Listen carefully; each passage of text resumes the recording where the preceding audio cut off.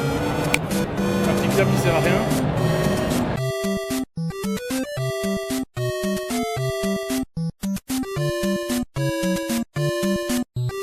Bonjour à tous, voilà la toute première interview de ce week-end pour le reportage de la Made in Asia 8e édition sur Track & Joy.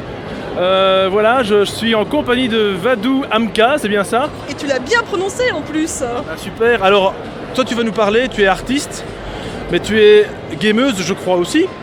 Alors ce qui était un peu incroyable, c'est que tu as réuni les deux, alors tu vas me dire l'un va pas sans l'autre, effectivement, hein, artiste et jeux vidéo c'est logique. Mais toi, tu as détourné des personnages ici qu'on peut voir derrière nous, des personnages quand même connus, hein, Zelda, Megaman, entre autres, Rayman, et tu les as apparemment triangulés, si je puis comprendre. Je n'aime pas trop utiliser le terme triangulation. Si tu veux, c'est plutôt une stylisation. Je vais vraiment à la forme la plus simple, donc je simplifie un personnage et je ne peux pas juste le décomposer en fait. C'est vraiment, je fais un rendu en 2D en fait du motif, du personnage et on va dire très simplement je stylise au maximum vraiment, c'est du minimalisme. Alors quelle technique tu utilises? C'est quoi? C'est des collages? C'est de la peinture? Alors j'ai testé énormément de choses parce que depuis 2012 j'essaie de diverses choses. Donc là c'est de l'art numérique, donc c'est fait sur un programme vectoriel. J'ai aussi fait la même chose à la main, du collage, et surtout les premiers que j'ai fait c'était sur toile. Donc je mettais quand même un certain temps pour les faire, donc à la frisquette, donc c'est du papier adhésif pour peindre. Et je mettais quasi une semaine pour faire une réalisation, mais bon, je crois que c'est plus rapide sur ordinateur. Bah écoute, alors par contre, toi, donc non seulement tu fais des illustrations, mais aussi quelque chose de particulier. Je crois que ça se fait dans le monde, mais c'est pas très courant. C'est de la customisation de consoles. Et j'ai même été voir sur ton site, tu fais de la customisation de consoles, de manettes, mais aussi d'ordinateurs, je pense. Oui, c'est ce que je parlais justement. Je disais que tous les supports s'y prêtent. Donc à la base, j'ai commencé en 2012 avec des consoles. Donc moi, c'est surtout les consoles rétro à la base. Maintenant, tu as des éditeurs qui demandent justement que des consoles plus récentes soient aussi customisées. Donc je découvre. Voilà, je découvre différents supports, même encore maintenant. Des fois, on me demande de customiser des bandes d'arcade, des ordinateurs. Là, ça fait un peu peur parce que c'est plus gros qu'une simple Game Boy ou une N64. Une bande d'arcade, c'est quand même assez conséquent et à plusieurs faces, c'est du taf. Alors effectivement, tu as en fait plusieurs demandes pour participer à des salons, à des conventions, etc.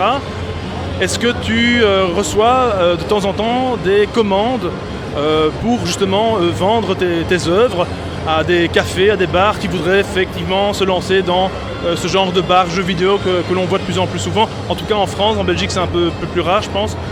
Est-ce que tu reçois ce genre de commandes-là? Oui, ça arrive. Disons qu'initialement, c'est surtout les particuliers. Maintenant, tu as les éditeurs aussi qui s'intéressent de plus en plus au travail de custom. Il y a un tas d'artistes qui customisent selon différentes manières, différentes façons. On est occupé à se battre avec les visiteurs qui traversent le champ de la caméra, c'est pas grave. C'est quand on travaille seul ça. Ouais, oui. Sa vie. Et du coup, je te laisse continuer. Donc tu as des commandes quand même de temps en temps, mais donc c'est plus des particuliers qui demandent ce type de customisation. Et alors par contre la grosse question, je suppose que ces machines sont fonctionnelles. Ben oui, tout à fait. Ah. Ça étonne pas mal de gens, mais elles sont toutes fonctionnelles.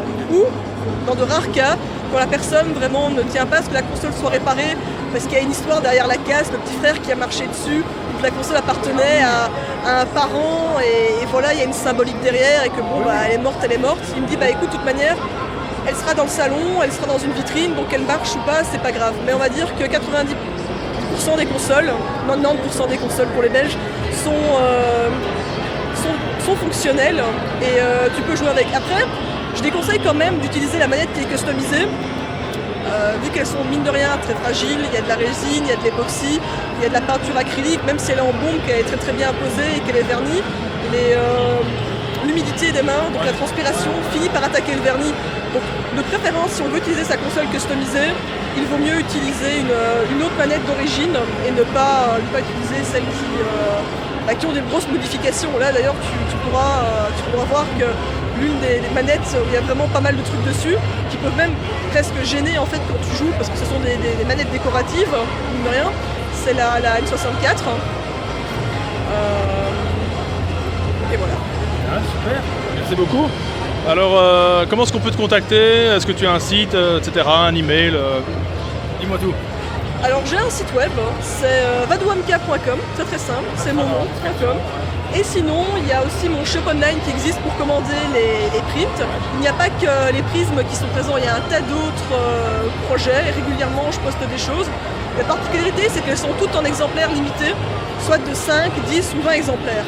Et une fois qu'elles ne sont plus de stock, c'est fini, c'est comme l'édition collector ultra limitée, il n'y a plus, c'est... Voilà. Au moins, ça évite qu'il y en ait 36 000. Et puis surtout, je préfère vraiment... une fois que je termine un projet, m'axer sur autre chose.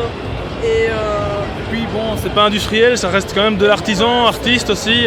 C'est le côté voilà justement rare de la chose et voilà quoi. C'est quand même beaucoup plus. Je n'aime pas trop le terme rareté. C'est plus que voilà, comme tu le dis, je n'ai pas envie d'ouvrir une boutique et proposer un stock illimité. Il y en a 10, ils sont tous numérotés, signés avec un petit certificat. Au moins, ça me permet de rester quelque part proche des gens. Il y a des personnes même qui viennent chercher à la main ou qui me demandent « Oh tiens, mon numéro, mon chiffre préféré c'est le numéro 3, est-ce que tu pourrais me faire une dédicace ?» et me donner le numéro 3, ce n'est pas de dispo, c'est pas grave, mais voilà, comme c'est mon personnage préféré, et le chiffre 3, eh ben combo et... Même si on sait tous qu'on n'est pas des numéros, hein, mais... Non, clairement pas des numéros. D'ailleurs, dans les consoles, les particuliers qui passent commande, ce sont des personnes qui souvent ne sont pas juste fans d'un jeu, ils ont une partie de leur enfance. Ces jeux-là les ont vraiment marqués. Et du coup, quand on me demande par exemple de refaire une console sur le thème Zelda, c'est vraiment un moment bien précis, un personnage bien précis. Et on parle énormément pour pouvoir raconter une histoire, parce que le but de ce type de console, c'est pas juste d'avoir une console avec beaucoup d'ornements et qui est jolie en vitrine, c'est d'avoir une console personnalisée selon sa propre histoire, selon les goûts de chacun, qui est personnelle, et raconter quelque chose avec cette histoire. Je raconte une histoire et aussi l'histoire de la personne, du joueur. Donc je suppose que par exemple, si il y a un anniversaire précis, tu pourrais pourquoi pas customiser une console en fonction du jeu préféré de la personne. Quelque chose de vraiment plus rare, parce que là, on le voit dans la vitrine, tu as quand même pris des thèmes quand même fort connus. Maintenant, est-ce qu'on peut imaginer tout d'un coup que tu fasses des customs de consoles, ou pourquoi pas des sérigraphies, si je puis dire comme ça, de personnages moins connus, ou de jeux moins connus? C'est possible aussi pour toi? Il faut juste prendre l'illustration, je suppose t'apporter quand même une illustration, des infos sur le jeu, etc. Oui, clairement, il y a des personnes qui sont occupées à créer des jeux, ou même qui ont fait un financement participatif et qui me demandent justement si je peux faire une console ou un artwork par rapport à leurs jeux qu'ils sont occupés à créer, à leur gamme, à leurs produits. Et ouais, pourquoi pas, tu vois, il n'y a aucun souci avec ça. Aucune limitation de toute façon dans la création, hein, ça c'est clair. Non, de préférence non. Les personnes qui me contactent avec un artwork DeviantArt ou Google, non, clairement. Ça c'est proscrit, c'est prohibé. Des fois on me demande des reproductions de consoles qui existent sur internet, qui existent depuis des années, et j'explique aux personnes, je fais écoute, si tu veux vraiment quelque chose qui te fasse plaisir et qui, voilà, si tu es un fan de Zelda, ne demande pas que je te refasse du copier-coller d'une console qui existe. Je fais un peu de personnalité, et puis surtout, est-ce que ça te ferait plaisir d'avoir dans ton salon ou dans ta chambre la console que quelqu'un d'autre, qu'une personne a créée pour quelqu'un d'autre, pour peut-être son mariage ou pour son anniversaire. Tu vois, c'est un gros manque d'originalité, et surtout c'est presque insultant pour l'artiste, et je sais que bon nombre en souffre, parce que les gens viennent avec un dessin, même les tatoueurs, on vient avec un dessin de Google et on se fait ah mais moi je veux ça, donc voilà. Surtout en fait il faut retenir un truc, c'est que chaque œuvre que tu fais est unique, à part justement certains dessins où tu en fais en 20 ou 50 exemplaires grand max par exemple. Mais là les consoles, effectivement c'est de la personnalisation totale quoi. Voilà, c'est vraiment unique, il n'y a personne qui aura la même console, on est bien d'accord, et voilà. Bah écoute, je vais te laisser ici, je te souhaite un très très bon salon à la Midnasia, j'espère que ça va aller, et puis bonne chance pour la suite.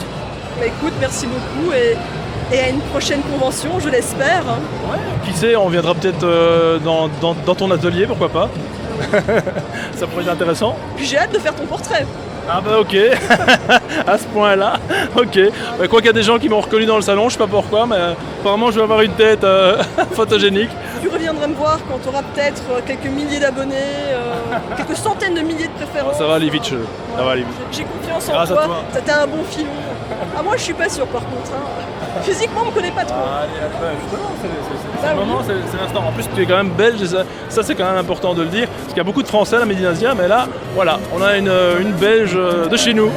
Allez, ciao ciao, à bientôt. Merci. Bonjour à tous, avec la première interview de ce en Belgique, j'ai compris. Donc en Belgique c'est un peu plus rare effectivement, voilà. Donc ça tombe bien, effectivement. Merci.